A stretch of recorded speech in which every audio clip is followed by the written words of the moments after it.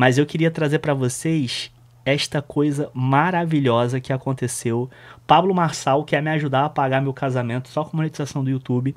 E o que que ele fez? Pablo Marçal, sozinho, também foi, tipo, tretar contra 30 pobres. Só que, mano, deu muita merda. Deu muita merda. Eu tava vendo aqui, tipo assim, cara, olha essa thumb aqui, ó. Tentou colocar o pênis dele na minha mão. Esse é o nível, tá? Esse é o nível. Vamos ver aqui umas tretas e eu quero comentar um pouco, porque é tipo tudo vídeo de bastidor. Então, tu vê, né? O Pablo Marçal, ele não dá ponto sem nó. Até isso ele tá fazendo, assim, tipo, já tem corte de bastidor do debate do Pablo Marçal e todos pegando 100 mil, 200 mil views aqui, tá ligado? Muito doido. Vamos ver aqui. Nossa, você tem que tomar cuidado quando sai daqui com o artigo 138 nas costas. Uns 20 mil de indenização. Não, tô te falando que às vezes te falta isso.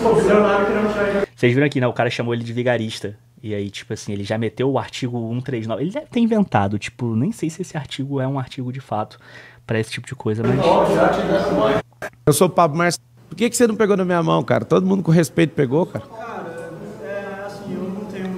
Olha a qualidade do corte de bastidor, a câmera tremida, mas olha a qualidade da câmera. Zé, tu que tipo, do audiovisual, essa câmera aqui não é um celular, isso aqui não é um bastidor comum, né? Eu achei paia.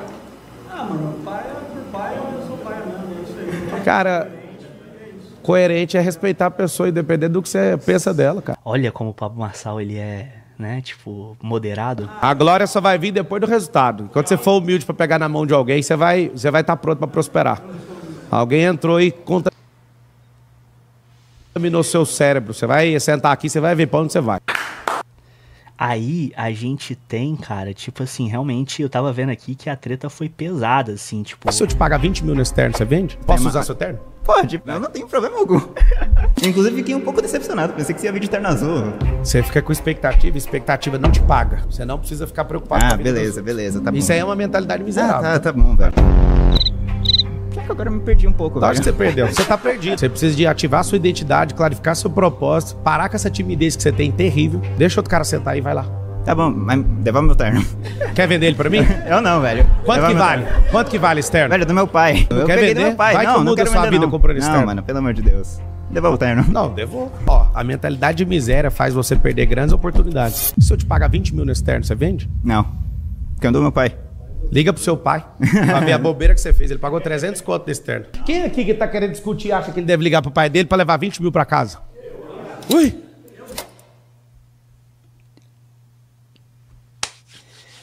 Vai ser show de horrores, eu estou muito ansioso pra ver isso aqui com vocês, mas eu quero aproveitar pra gente falar um pouco sobre as estratagemas por trás disso, né? Tipo, eu acho que isso aqui cabe uma parada legal.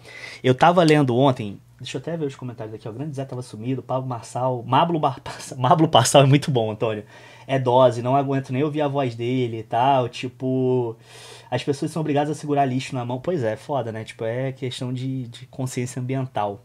E são sempre debates sobre senso comum, não é sobre teoria econômica, filosofia, é sobre o cara com o inimigo do povo, pra quem conseguiu vencer os... Cara, é isso, esse é o ponto, assim. Eu tava lendo ontem um artigo não, na verdade eu tava lendo é um artigo, era um artigo de opinião sobre o livro do Guy Debord, né? Tipo, o Sociedade de Espetáculo, do Guy Debord. E aí eu tava refletindo aqui, montando o roteiro da live e tal, que quem for membro vai receber, tá? Então, tipo assim, não se preocupem, vocês vão ter esse resuminho. Mas qual que é o objetivo central, assim, desse formato de conteúdo, desse coliseu moderno que a gente tá vivendo, assim? Tipo, o grande objetivo desse tipo de coisa é o entretenimento, né? Tipo, seja na TV, com o Ibope, a gente tem essa métrica, né, tipo, de entretenimento, que são os pontos do Ibope ali. Ou na internet, com retenção em tempo de tela, que são dados que a gente não necessariamente tem, mas que as plataformas usam justamente para refinar os algoritmos delas. E a grande ideia aqui do entretenimento, a gente precisa entender que não é representar a realidade, né? Tipo, mas sim segurar a nossa atenção ali a todo custo. Esse formato, ele é perfeito pro engajamento, assim, porque ele, de fato, quando eu brinco ali que, tipo, é uma arena, é um coliseu e tal, não deixa de ser uma arena mesmo.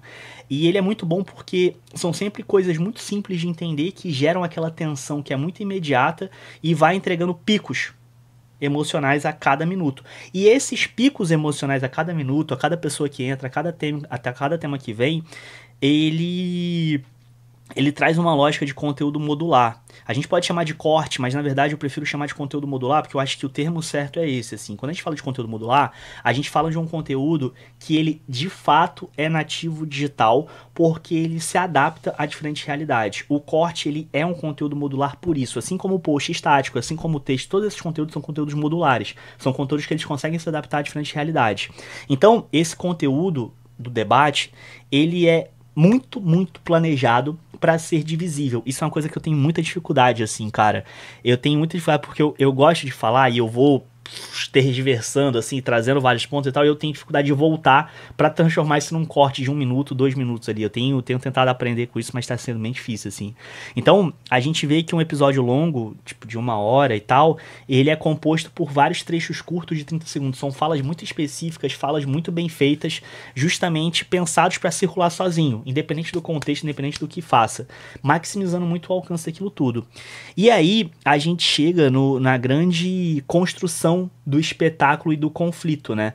Porque a gente tem uma caricatura ao invés de um retrato social.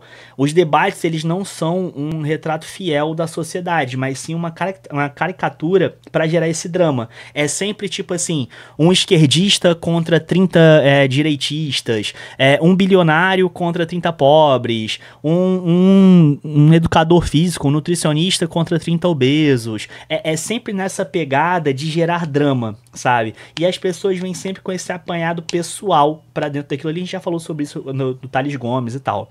Então, a gente percebe que o elenco, e a gente já analisou isso também aqui, que os elencos, eles são muito arquetípicos, né? Tipo, a gente tem o mocinho, que normalmente é o cara que tá no ponto central. A gente tem todo um ritmo narrativo controlado pelo vilão, pelo nervoso, pelo debochado, pelo emocionado, pelo técnico, pelo conciliador, pelo inseguro. E isso torna essa batalha retórica mais envolvente do que uma batalha de ideias. E é por isso, Matheus, que isso não acontece.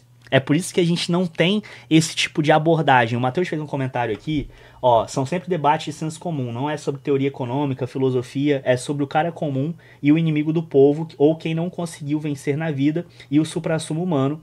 E ele falou que não é um julgamento moral, e eu entendo, assim. Mas é justamente essa construção de elenco arquetípico, sabe? E a gente tem muito a gamificação e a torcida, porque o formato, ele joga a gente muito pra uma lógica de um contra o outro, como todo mundo faz na internet, quando tenta vender e tal, essa lógica de um contra o outro. Provavelmente o Flávio Augusto vai fazer bastante disso no debate dele também, o Marçal vai fazer, todos fizeram, sabe? A gente, enquanto público, enquanto espectador, a gente é incentivado a escolher o nosso time, pra gente torcer e validar o nosso ponto de vista, independente de quem tá no centro do debate. Eu já tô começando com uma predisposição a não concordar com o Flávio Augusto. Eu já tô começando com uma predisposição a não concordar com o Thales Gomes, a não concordar com o Pablo Marçal, porque são pessoas que me incomodam a simples existência. E vai parecer agora que eu tô querendo, tipo, matar os caras, não é isso. Mas a simples existência de ideias deles, do campo ideal que eles defendem. Tem pessoas que estão aqui na live, inclusive ao vivo com a gente, que, pô, eu discordo. Mas a gente discorda no campo das ideias e não... A gente concorda com os fins, mas não com os meios, sabe? Então, a gente tem essa manipulação da percepção e da retórica. E é um desequilíbrio muito planejado para garantir justamente esse espetáculo do herói solitário que consegue sozinho passar por 10 pessoas e tal. E o debate, ele é sempre intencionalmente desbalanceado. De um lado, a gente tem um especialista, alguém preparado, com um roteiro, com um briefing. Quem é que vai fazer as perguntas? Se preparou para isso. E do outro, a gente tem pessoas que receberam briefings para cumprir papéis muito específicos dentro dessa batalha, sabe? Então, a gente não tá aqui para ter debates e argumentos profundos. Eu percebo que agora, e eu já vi alguns cortes ali do debate do Flávio Augusto, eu já vi alguns do Pablo Marçal também, ele já tem colocado personagens um pouco mais letrados para poder engrandecer o debate e tirar um pouco esse verniz de que, tipo, é tudo muito armado, sabe? Pra ter um confronto de fato de ideias ali. Só que ainda assim a gente tem essa dificuldade de perceber isso como um produto que seja de fato orgânico. E aí a gente entra na Sociedade do Espetáculo, que é do Guy Debord. Até, não sei se vocês estão ligados, mas, cara, esse livro é bem famoso e tal, tipo, que é este belo livrinho aqui, tipo, ele tá sempre meio baratinho, assim, na Amazon, você pode comprar, é um livro curto, assim, ele tem... Cara, eu não achei ele tão longo, assim, tipo, eu li ele rápido, um livro bem bom, assim, tipo... E aí ele fala o seguinte, ó: O Guy Debord é um filósofo e agitador social, diretor de cinema. Ele se definia como doutor em nada e pensador radical. Ligou-se nos anos 50 à geração herdeira do dadaísmo e do surrealismo. A primeira edição brasileira de Sociedade do Espetáculo, um livro lúcido e demolidor, precursor de toda a análise crítica da moderna sociedade do consumo. Sai neste volume acompanhado de 2 trabalhos posteriores, um de 79 e outro de 88, em que Debord comenta a própria obra. Então, tipo assim, cara, eu tava lendo esse livro, essa crítica a esse livro, assim, e foi por isso que eu resolvi começar o nosso react de hoje, nosso vídeo hoje, falando sobre isso, assim, porque no livro ele fala que espetáculo não é apenas uma coleção de imagens ou entretenimento, é uma relação social mediada por imagens, é o momento em que a vida real, a experiência vivida é substituída pela representação, e se a gente for parar pra pensar hoje, tudo que a gente faz, óbvio que sempre vão ter as exceções às regras aqui, tipo, a gente tem essa coisa performática, em que tudo que a gente faz tem que se tornar um stories, tudo que a gente faz tem que ser um conteúdo que vai pro feed, e eu tô falando da gente profissional, tá? Eu não falo da gente só profissional, a gente tem aí os amigos também que vivem essa loucura midiática, mas eu tô falando da gente profissional, assim, tipo, não tô aqui, não vou generalizar, vou falar do meu lado profissional, que é justamente tentar ver conteúdo em todo canto, assim. Inclusive, um dos momentos que eu tô montando dentro do perfil de dono é essa percepção de como o cotidiano ele vira conteúdo, mas sem a gente viver a sociedade do espetáculo, sem a gente precisar ficar forçando essas representações. E aí a gente tem essa mercadoria da realidade, né? Porque a gente tem nesses debates essa questão de que a vida real, a sociedade e os problemas cotidianos, eles são transformados todos eles em mercadorias midiáticas. O cara que é obeso, cara, parabéns, agora você vai se confrontar com um nutricionista que é um cara babaca. A gente nem fez esse react aqui no canal, mas a gente sabe aí, eu já vi alguns cortes, a gente viu os desdobramentos disso, que o cara vai te dizer que você é culpado pela tua obesidade, não como se fosse uma doença, um problema, sabe? Então, a gente vê essa encenação exagerada e caracturada justamente para ser consumido, para ser palatável pra gente, né? A centralidade do tema aqui, quando a gente vê esses debates, a gente vê muito o fim da experiência autêntica, no final das contas, assim. A gente tem um espetáculo que confunde a nossa representação da realidade. A gente, quando abre o Stories, a gente tem um cosmos, ali, um microcosmos da realidade daquela pessoa que ela fez uma curadoria daquele momento. O prato de comida, a roupa que ela tá vestindo, o barzinho que ela tá, as coisas que ela tá fazendo. A gente não tem mais essa experiência autêntica, porque a experiência autêntica agora, ela é curada pelo número de views e de quantos olhos a gente consegue atrair para dentro do que a gente faz. Então, até a vida real, ela passa a ser performática nesse sentido. Tudo que a gente consome, tudo que a gente compra para poder performar, para poder mostrar que somos pessoas através do que a gente consome, e não mais através do que a gente pensa ou através do que a gente acredita que é, sabe? E aí, tipo, esse debate, ele não nasceu, esse formato de debate, voltando aqui pro formato de debate, esses debates, eles não nasceram para representar ninguém, eles nasceram para segurar a nossa atenção, tanto é que a gente tá fazendo esse react aqui, né, tipo, que a gente tá ansioso para ver aqui o react do Pablo Marçal e tal, que a gente vai ver daqui a pouquinho o react do Flávio Augusto, mas basicamente a gente tem que essa ilusão no qual a gente vive se torna o principal veículo de percepção do que a gente faz, e a gente conclui essa ideia com essa manipulação da emoção, assim, tipo, tudo é entretenimento. Tudo que a gente consome hoje, tudo que a gente vê hoje enquanto mídia, tá voltado pro infoentretenimento, mas muito mais entretenimento do que informação. O info tem ficado cada vez menor dentro disso. E aí, porque não é tão sedutor, não é tão legal quanto ver. Pô, o Antônio, tipo, que tá aqui no chat com a gente, ele vai ver um vídeo de filosofia do século 14, sei lá. Tipo, porra, mano, isso não é tão sedutor quanto ver o Pablo Marçal vomitando 1 bilhão de asneiras por minuto pra virar corte depois, sabe? Não tô falando que é o caso do Antônio aqui, tá, Antônio? Fica tranquilo. O Antônio é meu arqui-inimigo. Mentira, eu te amo, Antônio. Você é foda. Te admiro pra caralho. Enfim. Então, tudo é entretenimento feito para manipular nossas emoções, é o que a gente mais consome, e essa é a força motriz do espetáculo, né, tipo, porque ele capitaliza a nossa demanda por emoção através do conflito, né? Então o formato de debate, ele tá muito capitalizado através desse conflito, porque esse conflito ele evoca emoção. Isso é uma coisa que eu falo muito quando a gente vai pensar em conteúdo, é que todo conteúdo que a gente faz, que a gente posta, que a gente aperta o botão postar, ele tem que gerar alguma emoção nas pessoas. Raiva, alegria, tristeza, apatia, revolta, informação, não deixa de ser também, tipo, uma maneira de você se sentir mais informado, mais inteligente, quando você ouve alguma coisa, você fala, putz, isso aqui é muito inteligente, isso aqui eu gostaria de ter pra mim. Então, ao invés da gente engajar com a complexidade da vida real, a gente acaba preferindo essa farsa, que é gostosinha, é uma farsa deliciosa, é gostosinho de ver essa farsa. E o conforto de saber que o nosso time tá vencendo. E quando a gente entende que o nosso time tá vencendo, é muito mais gostoso da gente continuar engajando com aquilo ali e querer voltar para mais. Tanto é que é isso que a gente tá fazendo aqui. Não só nesse vídeo, mas nas lives e tudo mais que a gente faz. O nosso feed é isso. O que faz a gente voltar todo santo dia pro Instagram, pro TikTok, pro YouTube, pro Twitter, é essa sensação gostosinha de que a gente tá do lado certo, do time que tá vencendo. E os algoritmos funcionam exatamente dessa forma, bolhando a gente para que a gente fique dentro disso, para que a gente se prenda dentro disso e queira voltar todo santo dia para fazer isso acontecer.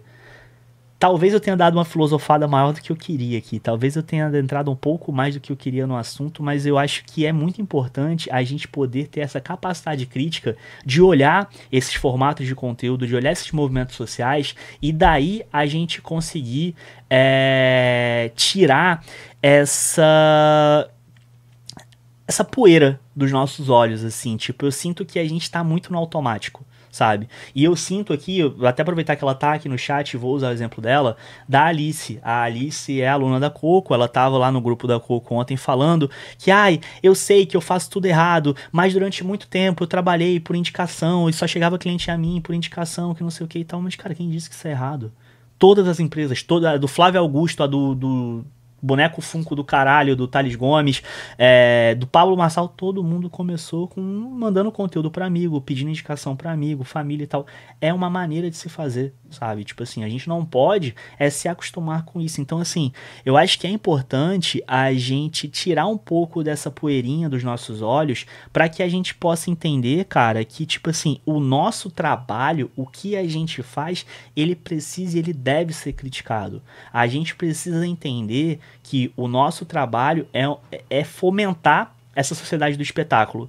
E já que a gente tem isso como trabalho, é daí que a gente tira o nosso sustento, a gente tem que ter a capacidade, sim, de criticar que se a gente não fizer o nosso trabalho minimamente direito, com ética, bonitinho, a gente tá fudido, sacou? Mas eu queria saber de você se faz sentido isso tudo que eu falei. Queria muito que você deixasse seu comentário aqui e também teu like no nosso vídeo. E se inscrever no canal também não custa nada pra você. Se inscreva. É isso.